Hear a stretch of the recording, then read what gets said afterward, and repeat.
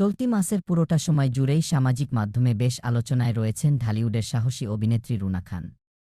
11 June যুক্তরাষ্ট্রের Hudson নদীর তীরে শর্ট প্যান্ট ও টি-শার্টে তোলা কিছু সাহসী ছবি পোস্ট করে যেমন প্রশংসা ও সমালোচনার মুখে পড়েছিলেন, এবার তেমনি প্রশংসিত হলেন একেবারে ভিন্ন ঘরানার এক রূপে। সম্প্রতি নিজের ভেরিফায়েড ফেসবুক পেজে যুক্তরাজ্যের বিখ্যাত আব্রাহাম লিঙ্কন মেমোরিয়াল এলাকা থেকে একগুচ্ছ ছবি পোস্ট করেছেন রুনা।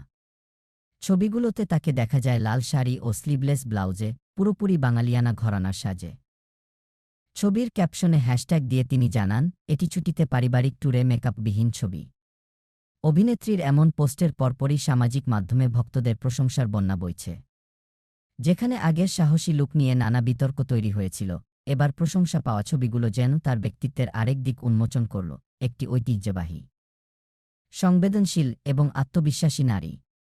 রুনা খান বরাবরই স্পষ্টবাদী ও সাহসী। বয়স নিয়ে গোপনীয়তা নয়, বরং তা উদযাপনের পক্ষে তিনি। বয়স লুকানোর কিছু নেই, এই মনোভাবেই নিজেকে প্রতিনিয়ত নতুনভাবে তুলে ধরছেন তিনি। 40-এর কোঠায় এসেও সৌন্দর্য, অভিনয় ও ফ্যাশনে এক ধরনের আধুনিকতা আর শুদ্ধতার মিশেল তৈরি করেছেন এই তারকা। এদিকে অভিনয়ের ময়দানেও রুনা খান সমানভাবে সক্রিয়।